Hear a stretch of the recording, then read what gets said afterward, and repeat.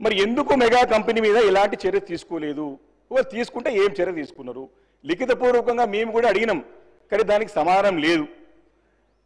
ఆర్టీఐలో అడిగినాం, దానికి రిప్లై లేదు. మరి ఎమర్జెన్సీ మోటార్లకు అయ్యే ఖర్చు ఆ మెగా కంపెనీ భరించాలి.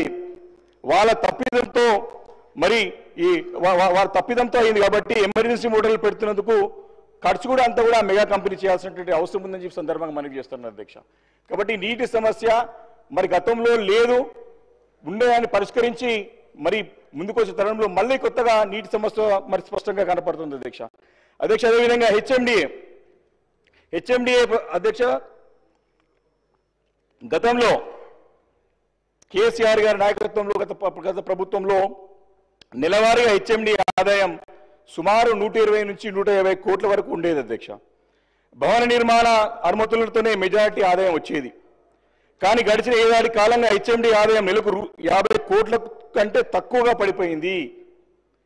అంటే దీని యొక్క సంస్థ యొక్క నిర్వహణ దాని యొక్క మెయింటెనెన్స్గా సరిపోతుంది అధ్యక్ష.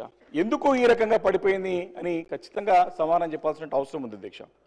ఇప్పుడు హెచ్ఎండిఏ చేతిలో సుమారు 23,000 కోట్ల రూపాయలతో ప్రాజెక్టులు చేయాల్సినటువంటి బాధ్యత వారు తీసుకున్నారు అధ్యక్ష. హెచ్ఎండిఏ చేతులు ఎలివేటెడ్ కారిడార్లు, కోత్వాల్గూడ పార్కు, లింక్ రోడ్లు, మాస్టర్ ప్లాన్ రూపకల్పన, చెరువుల సుందరీకరణ ఇలాంటి పనులు దగ్గర 23,000 కోట్ల రూపాయలు అవసరం ఉన్నాయి. మరి ఏ రకంగా చేస్తారు? 200 కోట్ల రూపాయల ఆదాయం ఉండేది మనకి 50 కోట్లకు నెలకు పడిపోయిందంటే దీనికి బాధ్యత ఎవరు తీసుకుంటారు? దీనికి కారణం ఏందో చెప్పాల్సిన అవసరం ఎంతైనా ఉందని చెప్పి మనవి చేస్తున్నాను అధ్యక్ష. హెచ్ఎండిఏకి ఆదాయం తగ్గిపోయింది పూర్తిగా, ప్రభుత్వం కూడా ఇస్తలేదు. అందుకే భూములు అమ్ముకోమని చెప్పేసి ప్రభుత్వం డైరెక్ట్గా చెప్తున్నట్టు స్పష్టంగా అర్థమవుతుంది అధ్యక్ష. భూములు అమ్మి తీసుకుందామంటే ఈ హైడ్రా పుణ్యమా అని చెప్పేసి రియల్ ఎస్టేట్ మొత్తం పడిపోయి మరి మరి ఏ విధంగా పరిస్థితి ఉందో హైదరాబాద్ నగర ప్రజలకి రియల్ ఎస్టేట్ వ్యాపారం ప్రతి ఒక్కరు కూడా తెలుసు అధ్యక్ష. హెచ్ఎండిఏ పరిధిలో దాదాపు 3,000 చదరపు కిలోమీటర్ల పెంచడానికి ప్రయత్నం చేసి ఆల్రెడీ మరి ఇదే యొక్క దీంట్లో మరి దాన్ని గురించి చర్చ పెట్టి బిల్లు కూడా తీసుకొచ్చిన సంగతి చూసాం అధ్యక్ష. మరి కాగితాల మీదనే పెంచితే సరిపోదు, మరి సిబ్బంది మౌలిక వసతులు కల్పించి దాని తర్వాత ఈ యొక్క ఎక్స్పాన్షన్ చేస్తే బాగుంటుంది తప్ప లేకపోతే మాత్రం తాములలు ఇచ్చాం తనుకు చావండి అన్నట్టుగా నడుస్తుంది అధ్యక్ష. ఇది ఖచ్చితంగా దీన్ని చేయొద్దు, చేస్తే అన్ని కూడా సైంటిఫిక్గా చేయాల్సిన అవసరం ఉందని చెప్పి సందర్భంగా మనవి చేస్తున్నాను అధ్యక్ష. ఈరోజు చూసినట్టయితే మరి కరెంట్ సమస్య కూడా హైదరాబాద్ నగరంలో డిమాండ్ పెరుగుతూ ఉంది. ఈరోజు కరెంటు కూడా పోతా ఉంది. గతంలో 24 hours నాణ్యమైన విద్యుత్ హైదరాబాద్ నగరానికి ఇచ్చి మరి ఆ రోజు సమస్యను పరిష్కరిస్తే మళ్ళీ కొత్తగా స్టార్ట్ అయింది అధ్యక్ష. ఇప్పుడు ఎందుకు స్టార్ట్ అయిందంటే మరి దీని వినియోగం ఆల్మోస్ట్ ఆల్ ఎంత పెరిగింది అధ్యక్ష? ఈ మార్చిలోనే సగటు వినియోగము దాదాపు 80 MUలకు చేరింది అధ్యక్ష. అంటే 3,700 మెగావాట్స్కి వినియోగం వచ్చింది అధ్యక్ష. గతంలో కేసీఆర్ గారి నాయకత్వంలో గ్రేటర్ గ్రిడ్ని రూపొందించుకునేందుకు దానిపై ఇప్పుడు ఎంత భారం పెరిగినా కరెంటు వస్తుంది. ఎందుకంటే ప్రతి నెల వినియోగం ప్రతి సంవత్సరం కూడా 10 to 15% పెరుగుతుంది అధ్యక్ష. అందుకు అనుగుణంగా కొత్త సబ్స్టేషన్లు, ట్రాన్స్ఫార్మర్లు, లైన్లు వేయాలి. కానీ ఇప్పుడు ప్రభుత్వం మాత్రము అసలు వేసవి కార్యాచరణ రూపొందించలేదు, అమలు చేయలేదు, ప్లాన్ లేదు, ప్లాన్ ఆఫ్ యాక్షన్ లేదు, ఇంప్లిమెంటేషన్ కూడా చేయడానికి ప్రయత్నం చేస్తలేదు అధ్యక్ష. అందుకే గతంలో లేక 24 hours కరెంటు ఉండటం లేదు అధ్యక్ష. గ్రేటర్ పరిధిలో 72 సబ్స్టేషన్లు ఏర్పాటు చేయాలని ఏడాదిన్నర కిందటనే అధికారులు ప్రతిపాదనలు పెట్టారు. గతంలో 1-2 సబ్స్టేషన్ల కోసం టెండర్లు పిలిచేవాళ్ళు అధ్యక్ష. సబ్స్టేషన్ ఎక్కడ అవసరం ఉంటే అప్పటికప్పుడు 1, 2, 3 ఎన్ని అవసరం ఉంటే అప్పుడు టెండర్లు పిలిచేవారు అధ్యక్ష. దీంతో చిన్న కాంట్రాక్ట్ సరే వాళ్ళు పనులు చేసుకుంటుంటే తగ్గించుకొని పూర్తి చేస్తుండే, అక్కడిక్కడ సమస్య పరిష్కరిస్తూ ఉండే. కానీ గత ఏడాది ఈ టెండర్లను ఆపేసారు అధ్యక్ష. సబ్స్టేషన్లకి 1, 2, 3, 4 సబ్స్టేషన్లు పెడతాం కానీ దాన్ని ఆపేసి దక్షిణ డిస్కమ్ పరిధిలోని 200 పైగా సబ్స్టేషన్లు కలిపి ఒకేసారి టెండర్లు పిలిచారు.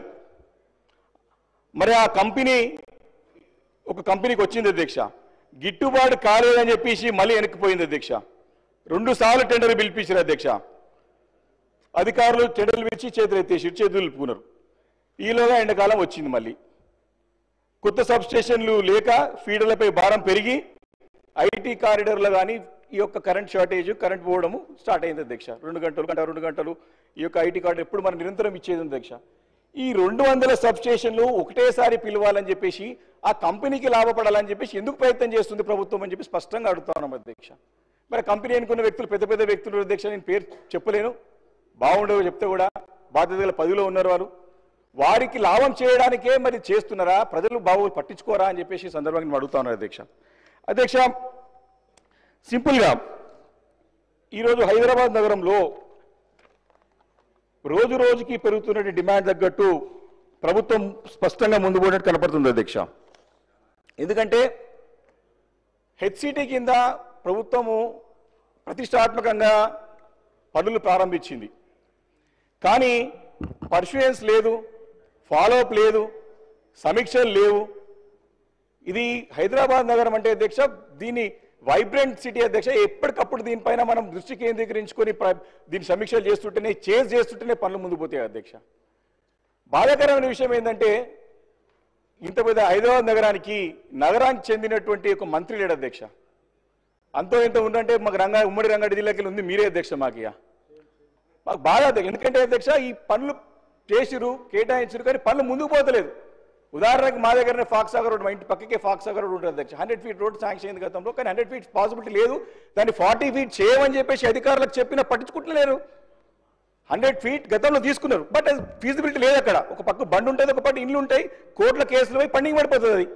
కాబట్టి హెచ్సిటీ కింద ఇంత పెద్ద ఎత్తున మీరు ప్రతిష్టాత్మకంగా తీసుకొని దగ్గర 7,000 కోట్లతో పనులు ప్రారంభించి కానీ పనులు ముందుకు పోకపోతే ఎవరికి నష్టం అధ్యక్ష? అది డైరెక్ట్గా ప్రజలకు నష్టం, ప్రభుత్వానికి కూడా చెడ్డ పేరు, బాధ్యత తీసుకుంటే ఎమ్మెల్యేలకి కానీ అక్కడ ప్రజాప్రతినిధులు కూడా చెడ్డ పేరు.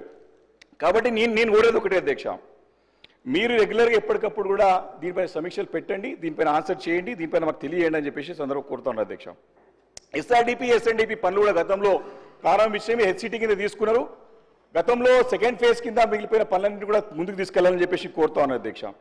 హెచ్ఎండిఏలో ఎలివేటెడ్ కారిడార్స్ ముఖ్యమంత్రి గారు రేవంత్ రెడ్డి గారే వారి చేతుల మీద స్వహస్తల మీదనే గత సంవత్సరం పార్లమెంట్ ఎన్నికల ముందు ఎలివేటెడ్ కారిడార్స్ ప్యారడైజ్ నుంచి అటు బోయినపల్లి చెక్ పోస్ట్ వరకు, అదేవిధంగా షామీర్పేట రోడ్లో 2 ఎలివేటెడ్ కారిడార్స్కి స్టోన్ వేసి కొబ్బరికాయ కొట్టారు అధ్యక్ష.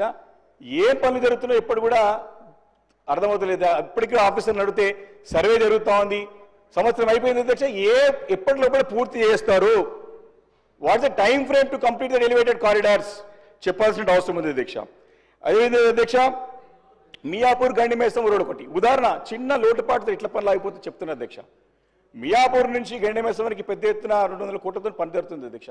ఫారెస్ట్ డిపార్ట్మెంట్ నుంచి క్లియరెన్స్ వచ్చింది, కానీ ఆ ఒక కమ్యూనికేషన్ ద్వారా అక్కడ మినిస్ట్రీ గారి దగ్గరనే ఫారెస్ట్ మినిస్టర్ పెండింగ్ పడిపోయింది. హెచ్ఎండిఏ నుంచి పర్సూయెన్స్ చేసినా ముందు పడట్లేదు.